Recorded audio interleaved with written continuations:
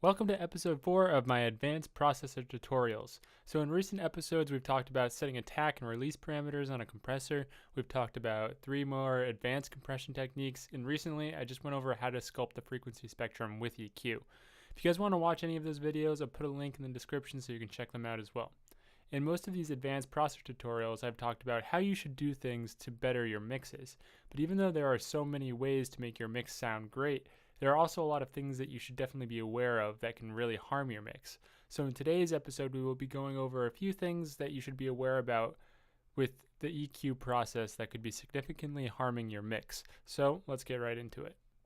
I was originally going to put this EQ mistake further down the list, but realized that almost every other tip that I have relates to this in some way. A really big mistake that many people make is EQing in solo. It makes sense for the most part because it is easier to focus in on one element than it is to do it while having a lot of other content present. The issue with this is that an element will sound different by itself than in relation to the entire track. So while some EQ adjustments might sound good by themselves, they could be potentially detrimental to the entire mix. Sometimes EQing an instrument by itself will be necessary. For example, when you hear a really outstanding harmful frequency from an element in the entire mix, it will be easier to find it while it's soloed. But otherwise, you should try to be EQing as much as possible in relation to the whole mix. If you've watched the last episode on sculpting the frequency spectrum, or a number of my other videos, you have probably heard me talking about sweeping through the frequency spectrum to find harmful frequencies. While this is a great way to find those bad frequencies in a mix, you need to understand something about this method. When you create a tight band and boost those frequencies by like 18 dB, you're going to find a lot of bad sounding frequency bands. I mean, boosting any frequency by that much is going to naturally sound pretty wonky.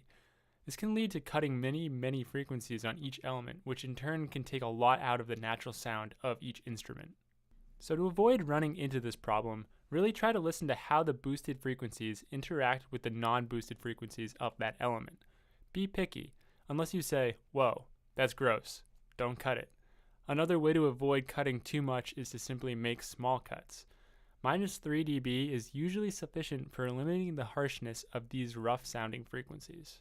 Alright, the next EQ technique that you should be aware of is the fact that you shouldn't automatically put a high pass filter on everything that does not have low end. The reason that you do this in the first place is to provide more headroom to the mix and to theoretically clean up any frequency content that isn't benefiting the element. For the most part, this is usually a pretty good technique to help clear up some space for when you have a muddy low end. However, just like everything in audio, you really need to use your ears. If you high pass too much on every instrument, you run the risk of having some really thin sounding lead elements. And even if there's not any main frequency content where you are looking to filter, it may be providing that element some depth and more physical dimension. So this is where the technique goes back to the first one that I mentioned. Always make sure your EQ adjustments benefit the whole mix and not just one particular element. I've recently gone back to some of my old mixes and saw that I had a high pass filter cranked up on everything, even a little bit on the bass and kick drum.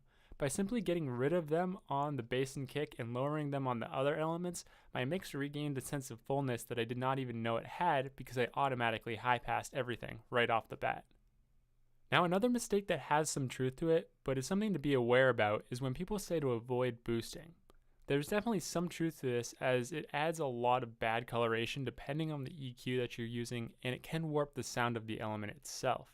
However, boosting with wide bands can actually really enhance an instrument.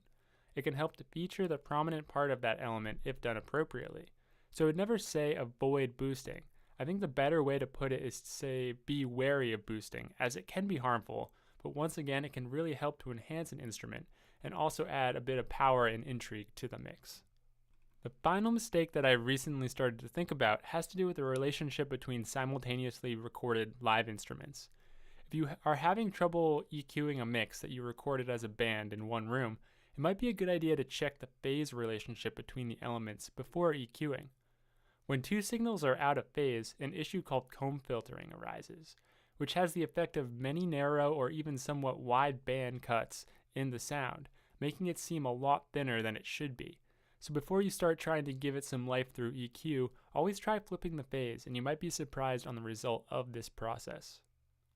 Alright, so these are the 5 EQ mistakes that you should be aware about and how to avoid them. I hope this sheds some light on the subject that I really haven't addressed in my other EQ videos. Let me know in the comments section if these are mistakes that you have been aware of. And as always, let me know if you like the video and subscribe to stay up to date for more advanced processor tutorials. The next episode we'll be diving into reverb, so get ready for that. Hope everyone is having a good day, and I will see you in the next video.